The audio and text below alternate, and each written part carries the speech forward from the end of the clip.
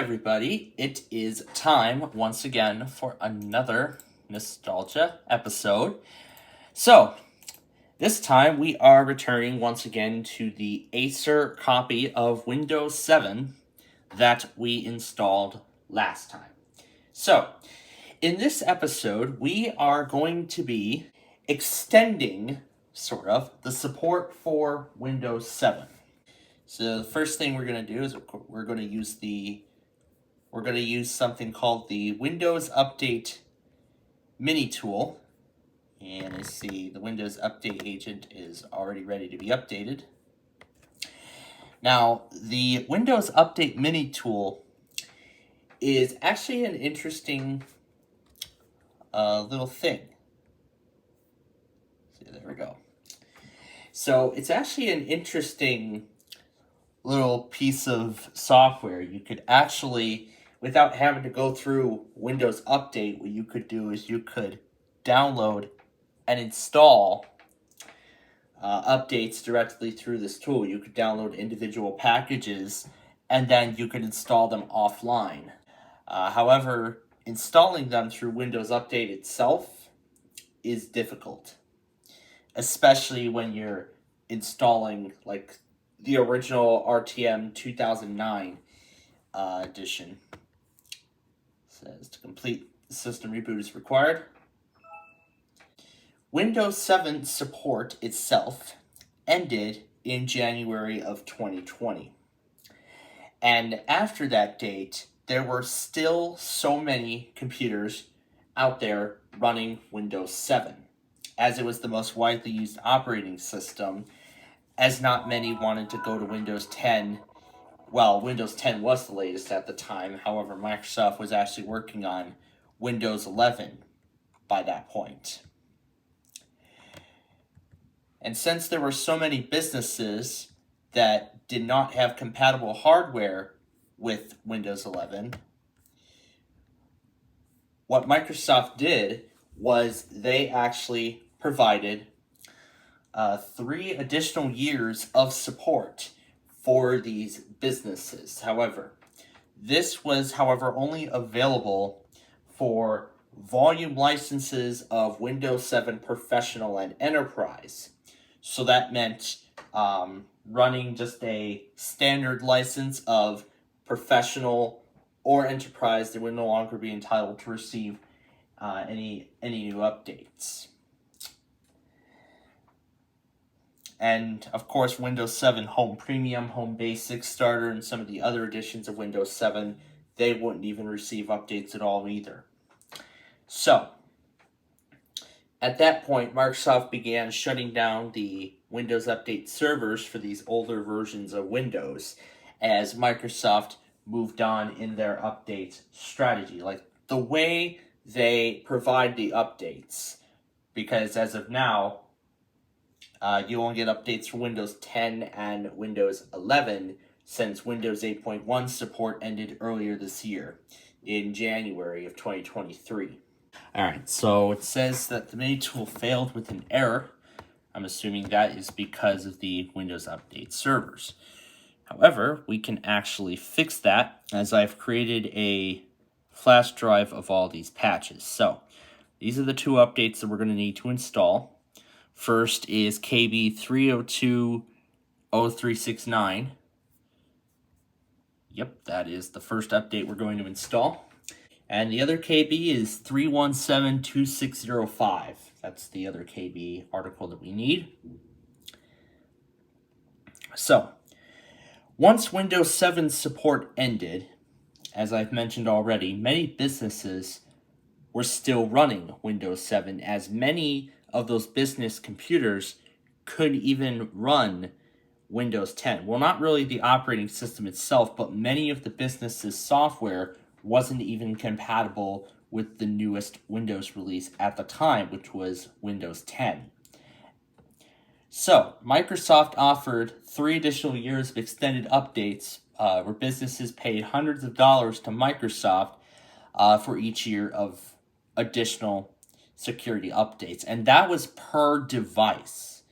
Hundreds of dollars per device. And of course, the amount will double each year, and each year that number would double.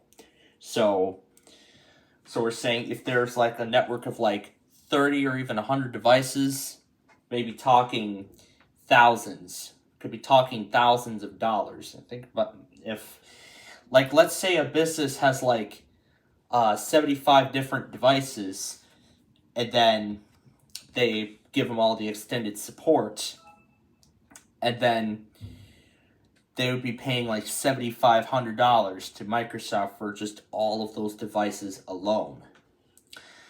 So after that, then the next year it would jump up to like $15,000, and then it would be over $30,000 for year 3, which of course ended in January of earlier this year. In addition to support for Windows 8.1. I'm sure many of you have heard of the POS Ready hack with Windows XP back in April of 2014 when Microsoft ended support for Windows XP after 13 years. So when that happened, of course, XP no longer received updates, and it had its support for the longest amount of time because not many people enjoyed Windows Vista within its first few years. However, those problems, and it was because of they were not getting what they saw in the ads, among other things, like NVIDIA drivers were the primary causes of crashes on Vista, and also that when they bought a Windows XP computer with a Vista capable tag on it, they thought they were going to get all those fancy arrow effects. However, that was not the case, because the edition of Vista that the manufacturer provided was, I believe, Windows Vista Home Basic. Some even chose to send over Home Premium. However, none of those Vista installations ever got what they were going to expect from the ads. So, okay, now that we fixed Windows Update, let's go back to the Windows Update mini tool, and now it should find updates. So it found all of the updates that were released with Service Pack 1, and then it found, why is it saying there's Service Pack 1 again? Because this is Service Pack 1. Oh well, we're going to go ahead and we're going to install them. Alright, so it is now the next evening, and I have finished installing all of the updates for Windows 7. So, now that all the updates are installed, we can now proceed with the extended patch. The next will be, I believe all these updates are post end of life. So we're going to install these next. Okay, so it looks like a lot of the post DLLs are already installed. Okay, that's already installed. I think all these were installed already by Windows Update. Alright, so 7.8.6 is not applicable, but we'll delete these two since they're already installed. 4.4.9 is not installed, so let's install that. Okay, that is installed.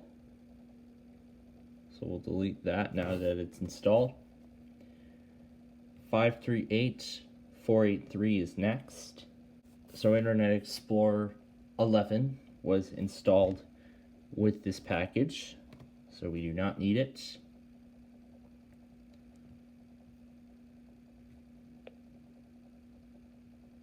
We do not need the Fix Windows Update folder because that's already installed. We'll get rid of the convenience rollups because those are installed too. The Windows Update mini tool I no longer need. But meanwhile, I'll go ahead and extract the other two folders that we need. Yeah, it's taking quite a while to find them.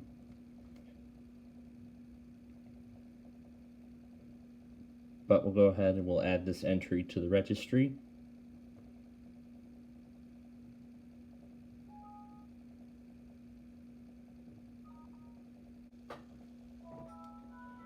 Yeah, this this program compatibility thing came up after one of the updates. I'll just tell it not to show again and let that run.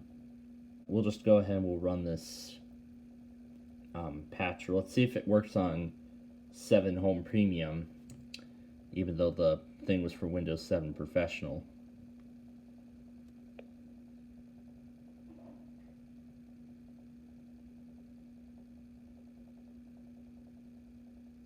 Okay, so we're gonna do the entire thing. So 1, and that is it. We'll just go ahead and we'll hit any key, and now the system is ready for extended updates. However, we're gonna install these remaining updates here. Yep, we still get the error. So I'll have to look up that KB article so I can see. And this is a servicing stack update for Windows 7. So yeah, what it meant by the update was not applicable. It was because there was a newer servicing stack package.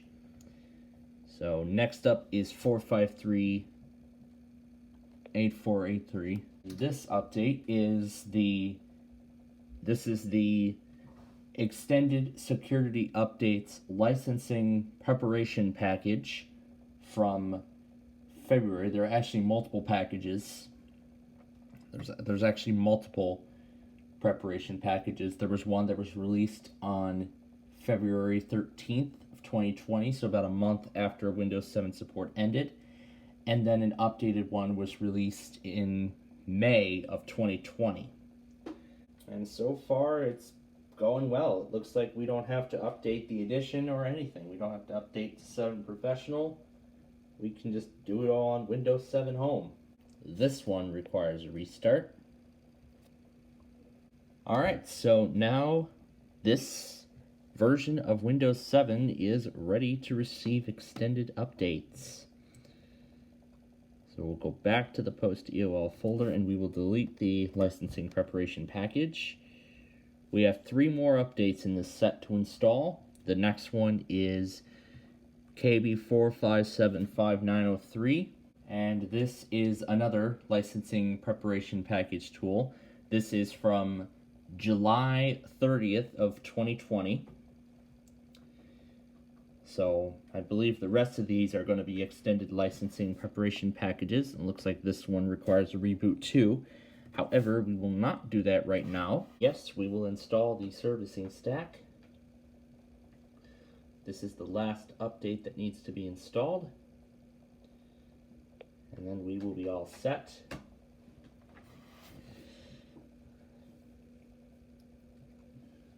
But we do not need this folder and these zip folders because I believe all the updates that we need are installed. Okay, and it's done. It's ready for a reboot. So that should be all of them. That's all the updates that we need installed. So we do not need this anymore. However, in case, we're also going to install the latest version of .NET Framework, which is 4.8 here. Because once we're done with the framework, then we're going to start installing more updates. In fact, we'll go ahead and we'll start the check on Windows Update right now.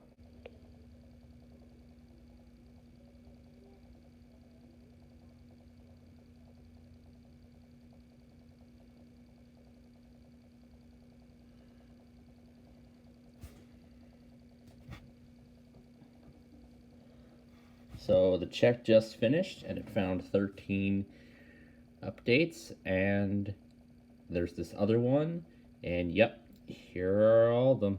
That's 2014.